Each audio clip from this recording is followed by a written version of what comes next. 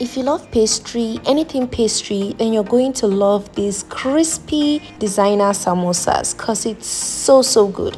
Trust me when I say that after I made this, it didn't last an hour. It lasted just minutes because it's so good. Let me show you how I did it. So for this recipe, I'm starting with the filling. I added some oil to my pan and I added onions. I added lots of onions. If you love onions, just go in with the onions, and if you don't like it, you can just go in with less, or you can even omit the onions completely. I added some chopped garlic, went ahead to stir, just stir it till fragrant, then go in with your minced beef, or if you're using chicken, you can go in with your chicken and stir it all properly till the color changes. Then I went in with some pepper, I added some ginger powder, I added salt, I then went in with some coriander, added a bit of curry, then went in with seasoning cube and stirred this properly. My beef was too chunky, so I went ahead to pulse it in my blender and then I brought it back, and then I went ahead to stir this properly, then go in with your carrot and stir. So you know our carrot is a bit tough, so you're going to want to stir this properly for the carrot to be well cooked. I'm going to go ahead and cover this and let carrot and the beef cook properly. So after about 5 to 7 minutes, I open this up and our carrot is well cooked. Then I'll go in with my green bell pepper. You can add whatever vegetable you want to add. I'll just go in with green bell pepper and stir this properly. Just stir this, mix this till well combined. After about 2 minutes, then you're going to take it off heat. So go ahead and spread it out, spread it really flat for it to cool down completely. So this is our filling, looking so beautiful, and the smell was everything. So I'll just keep that aside. To a bowl, I'm going to make our dough. So I added 2 cups of flour. Make sure you always sift your flour. I went in with half a teaspoon of salt and mixed this properly just till well combined. I'm going to go in with some vegetable oil. This is 2 tablespoons of vegetable oil. I'll go in with my hands and mix this properly just till well combined, nothing too serious. Mix properly, just like this. So I'll go in with, here I have 1 cup of water. I'll go in with about half of the water, and then I'm going to mix this. I'm not going to go in with all the water all at once. I'll just keep mixing, and then my dough is still tough.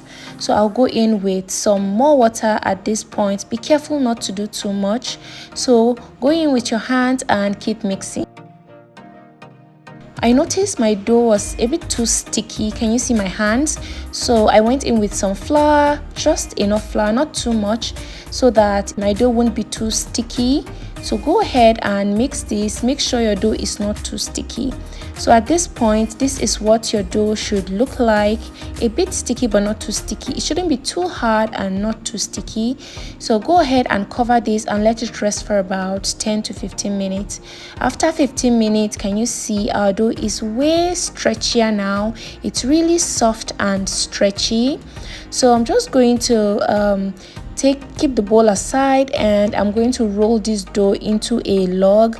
Can you see? So roll it like this into a thin log and then cut. Try as much as possible to cut it to be as equal as possible.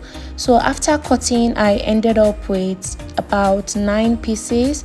So I'm going to take each one of the piece and I'm going to roll it into a ball. Just watch closely how I'm doing this.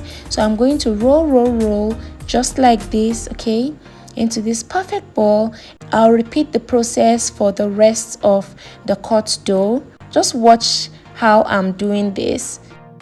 So just roll it like this. So repeat the process for all of them. So here I have all 9 of them all rolled out. I'll go ahead and transfer them back to my bowl. Sprinkle some flour so it doesn't stick. Then I'll take one and then I'm going to roll this. You're going to roll this flat, really flat. So get your rolling pin and roll this flat. If you find that your dough is sticking, just sprinkle some flour and roll it flat. So this thickness is okay. I'm going to place this in my tray and repeat the process for the remaining 8 balls. So sprinkle some flour and roll just like this, really flat. Then sprinkle some flour and place it on the other. So repeat the process for the rest. Make sure to sprinkle some flour before placing so that it doesn't stick. So at this point we're done. I'll keep this aside. To a bowl, I'm going to add 2 tablespoons of flour and I'll add some water. I'm going to form a paste. This paste is going to serve as a glue to seal up the sides of our samosa so that it doesn't open up while we're frying. So take one of the rolled dough and place it on your work surface. Then you're going to fold it like this. Make sure it's equal. Then you're going to use your knife and cut just like this. Okay, I folded it so that I will see the mark. I'm going to know where I'm going to stop with the cutting. We want the folding to be equal on both sides. So I'm going to use this paste, use my brush, and I'm going to brush the other side that wasn't cut. Brush properly with the paste. Okay, so just brush just like this. Then you're going to cover it just like this. Just watch closely, you'll get a hang of it. So this is what it looks like. This is the cut part. This is what it looks like. I'm going to place it back on my work surface. And then I'm going to fold the left side like this. Fold it to the middle. Okay, then you're going to get your paste and add it in. Then cover the other side and press down to seal off completely. So this is what we have. We've formed a pocket. So just fold this side just like this. So get your filling. This is our filling all cooled down. So add your filling in just like this. Then add the paste like this. And then you're going to press down to seal off completely. Okay, then fold this just like this. Fold it just the way you see me do, just like this. And that's basically it. We're all done. This is what it looks like. So pretty, right? I know, so beautiful. So you're going to go ahead and repeat the process for the remaining 8 pieces. So let me do it one more time in case you missed a step. And use your knife and cut just like this. Then use your paste, spread it on the other side, which you're going to use to cover.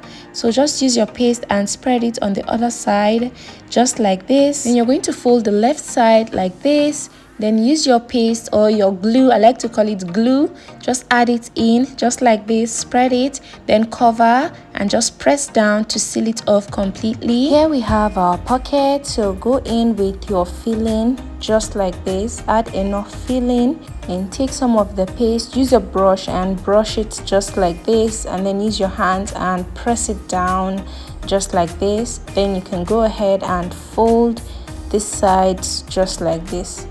And that's it. That's basically all you need to do. And then we're done. This is what it looks like. This is the back. This is everything all done and ready to be fried. You can also bake this if you want to, but we'll go ahead and fry this. So make sure your oil is at medium. Make sure your oil is not too hot. Then you're going to go in with it one after the other. Make sure to not overcrowd your pan. And then as soon as it gets brown to your taste, then you can go ahead and flip on the other side. I also wanted to mention that if your oil is not hot enough, it might end up soaking up oil. And if your oil is too hot, it might get fried really fast and maybe the inside might not even be cooked. Make sure your oil is at medium. Then you can go ahead and fry it till well brown. Then take it off heat and transfer to a paper towel. Strain out excess oil and that's it. The aroma was everything. It smelled really good and the taste is, oh my god, I don't even know how to explain the taste. It's just very good. I think you should try this. You're definitely going to love it because it's so addictive. So is this something you're willing to try? Leave me a comment down below. Thanks for watching and see you in my next one. Bye.